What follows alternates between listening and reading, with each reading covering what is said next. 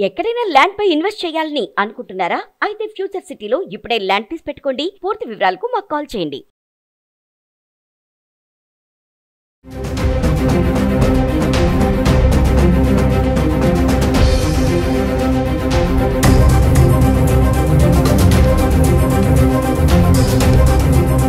నమస్తే, welcome back to Suman TV. పిల్లలకి పాఠాలు చెప్పాల్సిన టీచర్ స్టూడెంట్స్ తో సేవలు చేయించుకుంటున్నారు. తీరిగ్గా కుర్చీలో కూర్చొని ఫోన్ మాట్లాడుతూ పిల్లలతో కాళ్ళు పట్టించుకుంటున్నారు. ఇప్పుడు ఈ వీడియో వైరల్ గా మారింది. శ్రీకాకుళం జిల్లాలోని గిరిజన బాలికల ఉన్నత పాఠశాలలో ఈ ఘటన చోటు చేసుకుంది. ఇప్పుడు ఈ వీడియో హాట్ టాపిక్ గా మారింది. మరి దీనిపైన మరింత సమాచారం అందించడానికి మనకు అందుబాటులో ఉన్నారు ఎడ్యుకేషనల్ కన్సల్టెంట్ దుర్గశ్రీ గారు. Over to ma'am. నమస్కారం. నాకు ఇవాళ ఒక వీడియో చూపించారు. దాంట్లో ఒక టీచర్ గారు కాళ్ళు బతించుకుంటున్నారు చిన్న ఆడపిల్లల చేత స్కూల్. ఇది చాలా డిస్టర్బ్ చేసింది నన్ను. ఎందుకు ఏంటి అనేది మీకే అర్థమైపోయి ఉండొచ్చు. పిల్లలు స్కూల్కి ఎందుకు వస్తారు? వాళ్ళు చదువుకోవటానికి, వాళ్ళ ఫ్యూచర్ కోసం. వాళ్ళు అక్కడ మా పంతులు గారు ఏదో ఒకటి నేర్పిస్తారు, మంచిది నేర్పిస్తారు అన్న దాని దృష్టితోనే వస్తారు.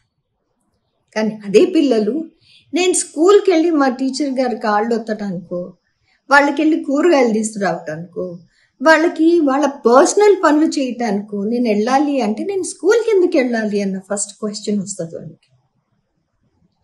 వాళ్ళు స్కూల్కి వచ్చేది మీకోసం మా కోసం కాదండి, వాళ్ళ ఫ్యూచర్ కోసం వస్తున్నారు. అదే పిల్లలు ఇంట్లో కూర్చుని కూడాను వాళ్ళ తాతగారి నాన్నమ్మ కాళ్ళు ఒత్తటం అనేది వాళ్ళు ఇంట్లో చేయని కూడా చేయరేమో. కానీ మనం ఇక్కడ అడుగుతున్నాము ఏంటి చేయటానికి? కాళ్ళు వత్తమని ఎందుకు అడుగుతున్నాము? మనకొక పవర్ ఉందని. ఏంటి? నేను టీచర్ని, నేను చెప్పింది నువ్వు చేయాలి అని. Isn't that abusing your power? నువ్వు టీచర్ అన్నంత మాత్రాన పిల్లల చేత కాళ్ళు పట్టించుకోవటం, that is abuse of your power. నీకున్న పవర్తో ప్రతి టీచర్ గుర్తుపెట్టుకోవాల్సింది, మనకున్న పవర్తో మనం ఫ్యూచర్ క్రియేట్ చేయగలము, విచ్ ఇస్ గుడ్, కన్స్ట్రక్టివ్. ఇలా బిహేవ్ చేస్తే పిల్లలు స్కూల్కి రావడానికి కూడా అబ్బా ఎవడెళ్తాడులే అన్నట్టు ఉంటుంది. So please, you cannot disrespect a child. పిల్లలే అని పిల్లలేంటి చిన్నపిల్లలు, వాళ్ళకి ఏం తెలుస్తుంది అనుకోవద్దు. ఎదుటి మనిషికి మనము రెస్పెక్ట్ ఇవ్వలేనప్పుడు, if you can not respect that dignity, that is not good. You are not a teacher. ఇట్లాంటి unethical use of power, abuse of your power, no. Unethical ఎందుకు అంటున్నానంటారా? ఇది తగని పనండి. ఇది అసలు అనైతికత్వం అనే దానికి పెద్ద ఉదాహరణ. అసలు టీచింగ్ ఎథిక్స్ లోనే లేదు. ఇది బానిసత్వం అంటారు. వాళ్ళేం మనకి బానిసత్వంలోకి రావాలి అన్న టీచింగ్ అనేది లేనే లేదు అసలు టీచర్స్ ప్రొఫైల్లో. మీరు ఎందుకు చేయిస్తున్నారు? కాళ్ళు తెచ్చటం ఏంటి? తప్పు కదా. పిల్లలు వాళ్ళ మన ఫ్యూచర్. ఇది హైలీ ఇన్అప్రోప్రియేట్ కూడా. ఇన్అప్రోప్రియేట్, తగ్గని పని. మనము ఎడ్యుకేటర్స్ అండి, మనము ఫ్యూచర్ని బిల్డ్ చేస్తున్నాము. ఇలాంటి పనులు మనకి తగవు. అస్సలు అంటే అస్సలు తగవు. ఇంకోటి కూడా ఉంది. మీరు ఎప్పుడైనా మీ జాబ్ డిస్క్రిప్షన్ చూసారా? మన జాబ్ డిస్క్రిప్షన్ ఎంత హైలీ ప్రొఫెషనలిజం ఉంటుందో మీరు ఎందుకు మర్చిపోతున్నారు? మన టీచింగ్ ప్రొఫెషన్లో ఈక్వాలిటీ అనేది చాలా important. Unethical no, inappropriate no. మన మాటల్లోనూ మన చేతల్లోనూ ఇవన్నీ అస్సలు రాకూడదు.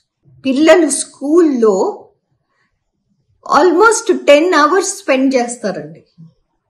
ఫిజికల్గా కాకపోయినా మెంటలీ 10 గంటలు. వాళ్ళు ఇంటికి వెళ్ళిన తర్వాత కూడా ఇవాళ ఈ టీచర్ ఇది నా చేత చేయించారు, అది తల్లిదండ్రులకి చెప్పుకోలేక సగం టైం చెప్పాలా వద్దా, రేపొద్దున చెప్తే మళ్ళీ ఏమంటారు, మా టీచర్ నన్ను తిడతారేమో. Again abuse of power. ఒక భయము, భక్తితో కాదు, ఒక భయంతో చేసే పని అవన్నీ. ఇవన్నీ మనకి అవసరమా?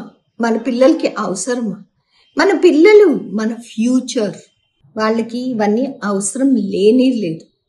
వాళ్ళు బడికొచ్చేది మీ దగ్గర నుంచి నేర్చుకోవటానికి.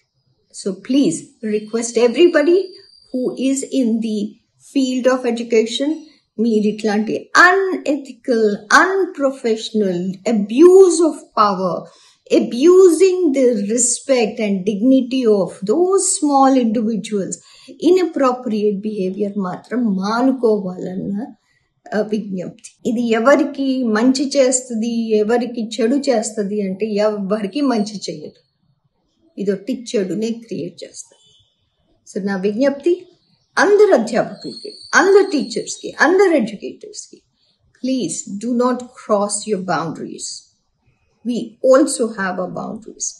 మనకి ఆ బౌండరీస్, సరిహద్దులు అనేవి మనకి క్లియర్గా డిఫైన్ అయి ఉంటాయి. Please be very respectful to children. They are equals in our learning.